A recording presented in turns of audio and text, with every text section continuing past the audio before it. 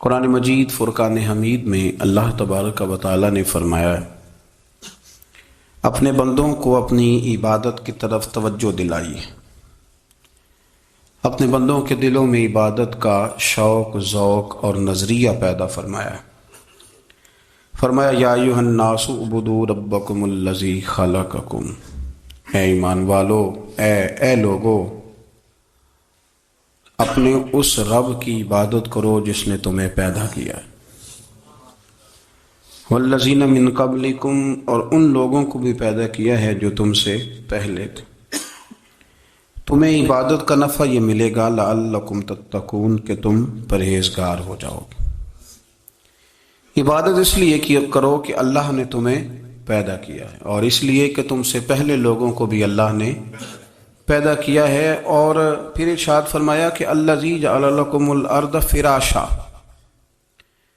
وہی رب ہے جس نے تمہارے لیے زمین کو فرش بنایا ہے، والسماء بنا، اور آسمان کو چھت بنایا، وانزل من السماء ماء فاخرج به من الثمرات رزقا لکم،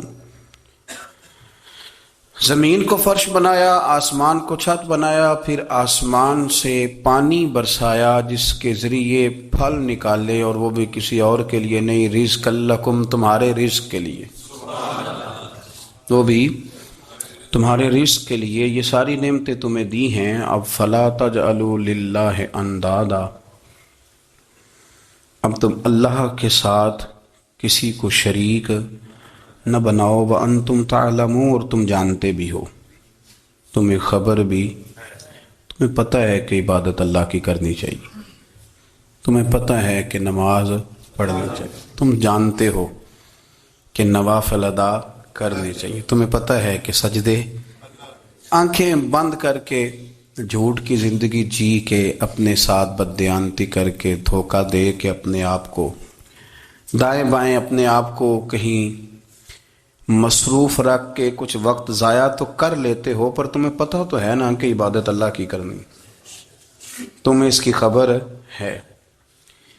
فرمایا اس رب کی، دیکھیں نا، انسان پر اگر کوئی شخص نیکی کر دیتا ہے، احسان کر دیتا ہے، تو انسان اس کے سامنے پھر گردن نہیں اٹھا سکتا، یار یہ میرے مشکل وقت کا دوست ہے، اس نے میرے ساتھ نیکی کی ہے، کبھی بھی گردن نہیں اٹھائے گا، جھکا کے رکھے گا۔ تو اگر عام کوئی نیکی کر دے تو اس کے سامنے انسان کبھی گردن نہیں اٹھاتا، تو جو رب ساری نعمتیں عطا فرمائے، جو کہے کہ تیری تخلیق میں نے کی، تجھ سے پہلوں کو بھی پیدا میں نے کیا، تیرے لیے زمین کا بچھونا بھی میں نے بچھایا، آسمان کی چھت بھی میں نے لگائی، تیرے لیے زمین سے ساری اناج کو، پھل کو، کھیتیوں کو نکالا بھی تیرے لیے، اب تو اس طرح کر کہ تو میری عبادت کر، تو میری بارگاہ میں جھک جا۔ بہت بڑا تصوف کا امام ہو جیسے امام غزالی تھے، بہت بڑا تفسیر کا استاد ہو جیسے امام رازی ہو، عطار ہو، رومی ہو، رازی ہو، غزالی ہو، پر کچھ ہاتھ نہیں آتا بے آہ سحرگاہی، اگر سویرے اٹھ کے روتا نہیں نا اللہ کی بارگاہ میں، اگر تہجد نہیں نہ پڑھتا، تو کچھ ہاتھ نہیں آتا بے آہ سحرگاہی، پھر اس کو کوئی چیز نصیب۔ میری بات کی سمجھ آ رہی ہے آپ حضرات؟ جب تک آپ سویرے نہیں اٹھتے، آپ اللہ اللہ نہیں کرتے، آپ کو نوافل کا چسکا نہیں، عبادت کا مزہ نہیں، فرمایا میری عبادت کرو، یہ شوق پیدا کرو، میں نے تمہیں پیدا کیا ہے۔ ہم لوگوں کے نشے، مختلف نشے، بڑا عجیب رنگ ہے، محفل کی صدارت کرنے والے بڑے پیر صاحب، بڑے القابات، بیچ میں سے بندہ تلاش کرنے سے بھی نہیں مل رہا، اتنے بڑے لقب ہیں اس کے، لیکن وہ سج سنور کے 2.5 گھنٹے بیٹھا رہا محفل میں، اور نماز کا وقت آیا تو اس نے مختصر سی پڑھی، وہ نکل گیا، ہلکے سے سجدے کیے، اتنا بڑا عشق رسول، نعت خواں، ہو کیا بات ہے، اور عشق رسول کا بہت بڑا پیغامبر، بہت بڑا مبلغ، اور بیچارہ سمجھ ہی نہیں سکا کہ اللہ کے رسول نے فرمایا تو نماز پڑھ میری آنکھیں ٹھنڈی ہو جائیں گی۔ تو یہ نشے کے عادی تو ہیں، پر حقیقت کے قائل نہیں ہیں۔ یہ بس ٹھیک ہے، خوابوں کی دنیا میں لوگ زندہ ہیں، پر جن کو یہ جو نشہ تھا نا عبادت کا، یہ میرے رسول پاک کی چاہت ہے، یہ میرے نبی کریم علیہ السلام کی۔ آپ دیکھیں نا، حضور مہینوں جا کے غار ہرا میں بیٹھتے تھے، کیا وہاں تبلیغ کرتے تھے؟ کوئی کتاب لکھتے تھے؟ رسول کریم علیہ السلام مہینہ مہینہ رہتے غار ہرا میں، کوئی نہ مجھے دیکھے، کوئی نہ مجھے ملے، حضور یہاں کیا ہے؟ فرمایا میں اپنے رب کی عبادت کروں گا۔ نبی کریم علیہ السلام نے سجدوں کے ساتھ پتھروں اور پہاڑوں کو آباد کر دیا، سجدوں کے ساتھ۔ آپ کا سجدہ آپ کو بہت ساری چیزوں سے چھڑا لیتا ہے، یہ بہت ساری جگہوں سے جھکنے سے بچا لیتا ہے۔ صوفیاء اولیاء یہ کیا کرتے تھے؟ یہ سجدے کا ذوق ہی تو پیدا کرتے تھے۔ سجدے کا ذوق شاہ عبدالعزیز دباغ رحمۃ اللہ تعالی علیہ اپنے مریدوں سے فرمایا کرتے تھے کہ اگر تم پکے نمازی بن جاؤ نا، تہجد گزار ہو جاؤ، تو میرے پاس آنا جانا چھوڑ دینا۔ عرض کی حضور کیوں؟ فرمایا میں تمہارے اور رب رسول کے راستے میں رکاوٹ نہیں بننا چاہتا، اور میرا مقصود ہے تمہیں وہاں تک پہنچانا۔ جب پہنچ گئے تو پھر میری ضرورت ختم ہو گئی۔ ہاں کبھی وسوسہ آئے، شک پیدا ہو، تکلیف ہو تو آنا، ورنہ میں نہیں چاہتا کہ میں رکاوٹ بنا رہوں۔ تم اللہ اللہ کرو، اس مالک کو راضی کرو۔ میرے رسول پاک علیہ وسلم نے فرمایا بندہ اللہ کے سب سے قریب اس وقت ہوتا ہے جب وہ سجدے کی حالت میں ہوتا ہے۔ کس کے قریب ہوتا ہے؟ اللہ کے سب سے قریب ہوتا ہے وہ۔ میرے رسول کریم سید عالم صلی اللہ علیہ وسلم اتنا پسند کرتے مسجد کو، اتنا پسند کرتے نماز کو، کہ رسول کریم صلی اللہ علیہ وسلم تہجد کی نماز بھی پڑھتے، پھر حضور فجر کی نماز بھی پڑھتے، نبی پاک وتر کو الگ کر کے پڑھتے، عشاء کے ساتھ نہیں پڑھتے۔ یہ تو ہم اس لیے اجازت دی ہمارے بزرگوں نے کہ بعد میں اٹھے گا کون علیحدہ وتر پڑھنے کے لیے، عشاء کے ساتھ پڑھ لے۔ وتر پڑھتے، تہجد پڑھتے، فجر پڑھتے، اشراق پڑھتے، چاشت پڑھتے، پھر مغرب کی نماز کے بعد 6 رکعت اوابین پڑھتے، پھر رات کو صلاۃ اللیل پڑھتے۔ سیدہ عائشہ صدیقہ کہتی ہیں زمانہ سو جاتا اور میرے رسول مصلی بچھا کے کھڑے ہو جاتے۔ او یار کھیتی باڑی کر کے نہیں، محنت مزدوری کر کے نہیں، جناب عائشہ کہتی ہیں میں یہ بھی دیکھتی کہ حضور ایک آیت شروع کرتے تو ساری رات اسی کو پڑھتے، اور میری نظر جاتی تو قدم مبارک پہ ورم آ جاتا۔ یار نماز پڑھ پڑھ کے، اتنی مشقت کر کے، اتنی جد و جہد کر کے ورم آ گیا، یا رسول اللہ اتنی محنت کیوں کرتے ہو؟ فرمایا افلا اکون عبدا شکورا، کیا میں اپنے رب کا شکر گزار بندہ نہ بنوں؟ صحابہ کا ذوق عبادتوں کا، ریاضتوں کا، تلاوتوں کا، طبیعت ہے ان کی، وہ ایک دوسرے کو، حضرت مولا علی شیر خدا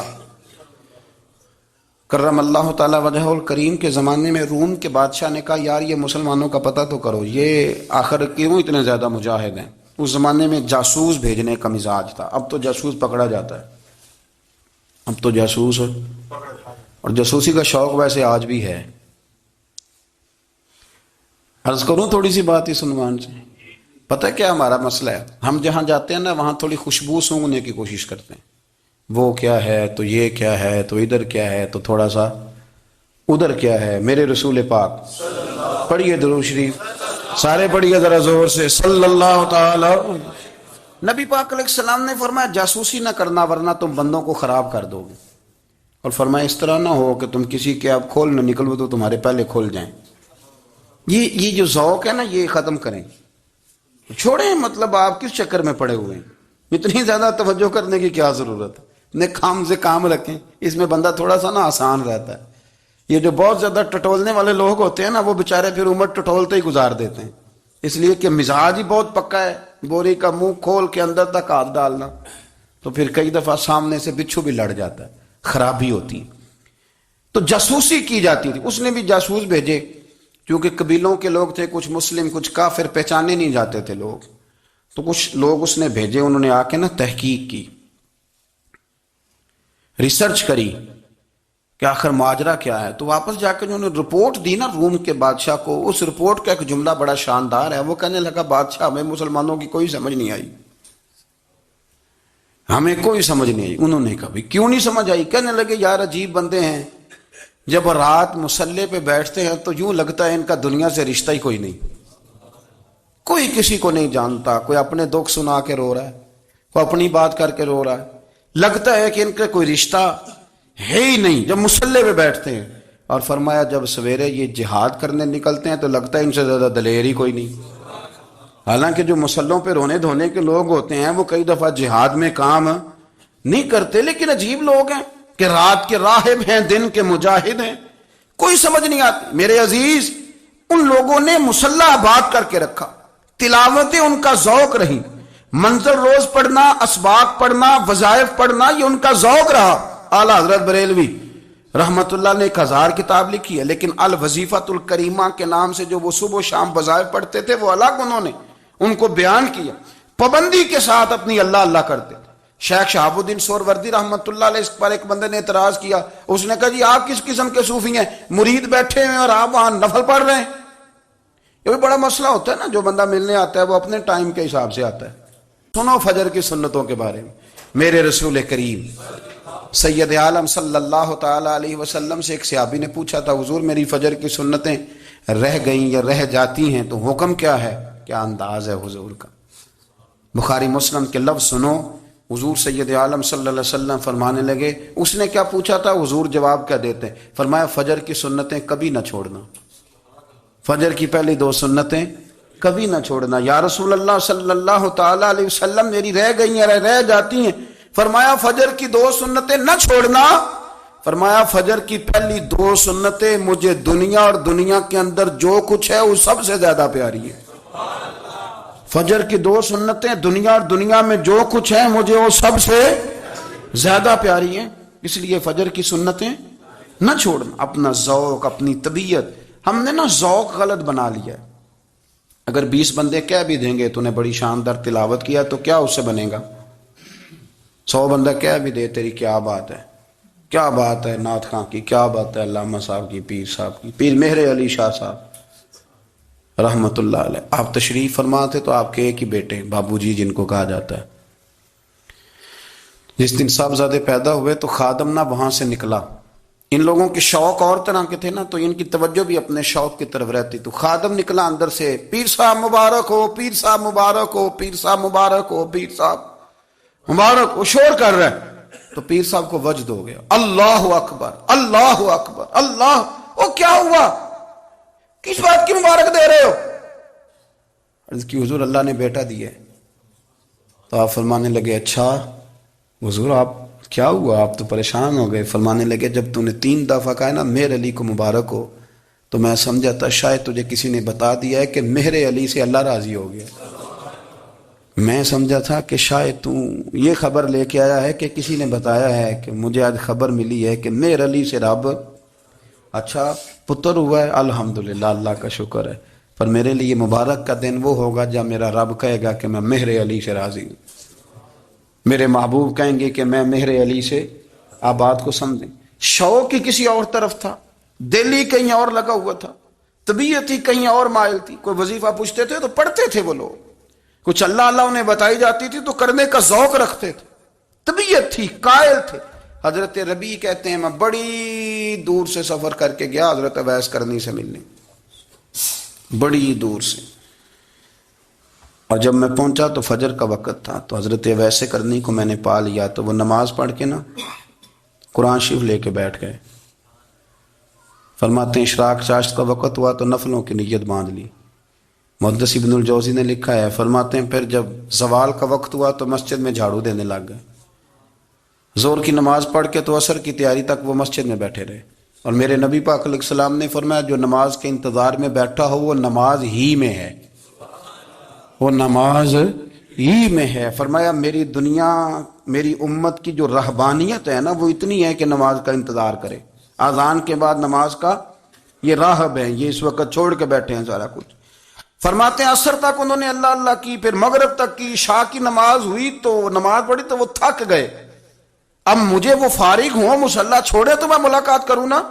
یہ آپ حیران نہ ہو کہ اتنی دیر بندہ کیسے اللہ اللہ کر، ہم نے کی نہیں نا اس لیے ہم پریشان ہیں، جو عادی ہوتے ہیں وہ کر بھی لیتے ہیں، وہ یہ کام، میری بات کی سمجھ آ رہی ہے؟ جب جاتے ہو کسی دفتر میں تو 8 گھنٹے کھڑے رہ لیتے ہو نا، مجبوری ہوتی ہے تو کھڑے رہا جا سکتا ہے۔ پاسپورٹ کے دفتر بولیے، امیگریشن کی لائنوں میں، اور میں نے تو امبیسیوں میں بندے 12 گھنٹے پہلے جا کے کھڑے دیکھیں، رہ لیتے ہیں کھڑے۔ تو اگر ان کاموں کے لیے رہا جاتا ہے تو اللہ رسول کے لیے بھی کھڑے رہا جا سکتا ہے۔ تو فرمانے لگے کہ جب عشاء کی نماز کے بعد آخری انسان تھے، تھک گئے، نیند کا غلبہ ہوا تو تھوڑی ایسے آنکھ بند ہوئی تو کھلی تو رونے لگے. حضرت ویسے کرنی رو کے کہنے لگے مالک مجھے غافل تو نہ کر، ابھی میں نے کیا بھی کچھ نہیں، دن ختم ہو گیا، کوئی نفل نہیں، کوئی اللہ اللہ نہیں، اللہ مجھے غافل نہ کر، میری مدد فرما. فرماتے ہیں جب وہ روئے تو میرے ساتھ جو شخص تھا میں نے کہا اٹھو چلیں. کہنے لگا حضور ملنا نہیں. فرمایا جو میں لینے آیا تھا وہ مجھے مل گیا، جو میں ان سے سیکھنے آیا تھا وہ مجھے نصیب ہو گیا، اب اور میں نے کیا لینا، ختم ہو گئی بات، اٹھو چلیں. اللہ کے بندوں نے حضرت ربیہ بن کعب اسلمی رضی اللہ تعالیٰ عنہ فرماتے ہیں، کہتے ہیں جب بنو قریظہ اور بنو نذیر یہودیوں کے ساتھ حضور علیہ السلام نے جنگ کا اعلان فرمایا تو وہ دشمن ہو گئے. ہمیں خطرہ تھا کہ وہ رات کو کہیں محبوب کو تکلیف نہ دیں. میرے نبی کریم علیہ السلام نے مصلے سے دل لگانے کا درس دیا، حضور نے توجہ دلائی. صحابہ اس ذوق کے حامل لوگ تھے، وہ کوشش کرتے تھے. جناب صدیق اکبر رضی اللہ تعالیٰ عنہ کا عبادت کا مزاج ہمیشہ قائم رہا. حضرت عمر فاروق ساری رات اللہ کے حضور کھڑے رہے. حضرت عثمان غنی رضی اللہ تعالیٰ عنہ عشاء کی نماز پڑھ کے 2 رکعتوں کی نیت باندھتے تھے، 15 سپارے پہلی رکعت میں پڑھ دیتے تھے اور 15 سپارے قرآن مجید کے دوسری رکعت میں پڑھ دیتے تھے. آپ نے نا حضرت عمر فاروق کے وصال کے بعد ان کی ایک بیوہ سے نکاح کیا، حضرت عثمان غنی نے نکاح کیا. وہ خاتون آپ کے نکاح میں آئیں تو عرض کرنے لگی امیر المومنین میرے لیے یہ اعزاز تو بہت ہے کہ میں امیر المومنین کی بیوہ تھی تو امیر المومنین کی منکوحہ ہو گئی ہوں، لیکن حضور نہ تو میں جوان ہوں کہ میرے اندر رغبت ہوتی اور نہ میں اب اس قابل ہوں کہ کوئی خدمت کر سکوں، میرے ساتھ نکاح کی وجہ کیا بنی؟ تو عثمان غنی رو پڑے. فرمانے لگے میں نے عمر فاروق کو مسجد میں اپنے رب سے ڈرتے ہوئے دیکھا، میں نے اسے روتے ہوئے دیکھا ہے، عدل کرتے دیکھا ہے، انصاف کرتے دیکھا ہے، امت کی خیر خواہی کرتے دیکھا. تمہارے ساتھ نکاح اس لیے کیا ہے کہ تم مجھے یہ بتاؤ کہ عمر فاروق گھر کے اندر اپنے رب کو کیسے راضی کرتے تھے، گھر کے اندر کیسے راضی کرتے تھے، وہ طریقے بتلاؤ، تم بتاتی جانا اور میں بھی اسی طرح گھر میں عبادت کروں. میرے رسول کریم علیہ السلام نے ارشاد فرمایا، حضور فرمانے لگے جس گھر میں اللہ کا ذکر ہوتا ہے وہ گھر زندوں کا ہے، اور جس گھر میں رب کریم کا ذکر نہیں ہوتا وہ گھر زندوں کا نہیں ہے. گھر نا ہم نا کتابوں میں پڑھتے ہیں کہ ایک بزرگ کہتے ہیں، حضرت فضیل بن ایاز کہتے ہیں کہ میں ایک گلی سے گزر رہا تھا تو گھر کے اندر کسی قاری صاحب نے قرآن کی آیت پڑھ دی، ولی من خاف مقام ربہ جنتاں. میں تے میرے کانوں سے ٹکرائی تو اللہ نے میری کایا ہی پلٹ دی، میں توبہ کر گیا. اب گھر کے اندر سے آواز آئے تو صحیح نہ تلاوت کی، پر اندر سے آواز آتی نہیں، یا ڈیک بجنے کی آواز آتی ہے، یا ٹی وی چلنے کی آواز آتی ہے، یا دھوم مچانے کی آواز آتی ہے. عبادت کا وہ جو خاص شوق تھا، وہ جو حسن تھا، وہ جو توانائی تھی، وہ جو بات تھی. ایک جگہ پہ ہم بیٹھے تھے تو وہاں ایک صاحب آئے اور انہوں نے آتے ہی کہا کہ مہربانی کریں ذرا مجھے مصلی دے دیں، میرے نہ کچھ نفل رہ گئے. تو میں نے وضو کر لیا تو کوئی مصلی مل جائے، مصلی انہیں دے دیا گیا، وہ مصلی لے کے چلے گئے. تو پیچھے ایک صاحب نے تبصرہ کیا، کہنے نے کتنا ریاکار بندہ ہے، لوگوں کو دکھا رہا ہے کہ میں نفل پڑھتا ہوں، ہے کو بات کرنے والی. میں نے اسے کہا، میں نے کہا تو مہربانی کرنا اس طرح کی ریاکاری تو بھی کر، پکڑ مصلی اور جا تو بھی تھوڑی ریاکاری کر کے آ، اٹھ ذرا شکر کر، کوئی یہ ریاکار بھی ملا ہے، کوئی نفل پڑھ کے ریاکاری کر رہا ہے. اللہ کا میں کہتا ہوں کو پڑھے تو صحیح نہ، یہ کوئی دور ہے نفل پڑھنے کا، اس میں تو لوگوں کا مزاج ہی نہیں، طبیعت ہی نہیں. میں نے کہا چل مہربانی کر یہ لے مصلی اور تو بھی جا تھوڑی سی یا کر یا ریاکاری کرو تو صحیح نا، مزاج ہی نہیں، ذوق.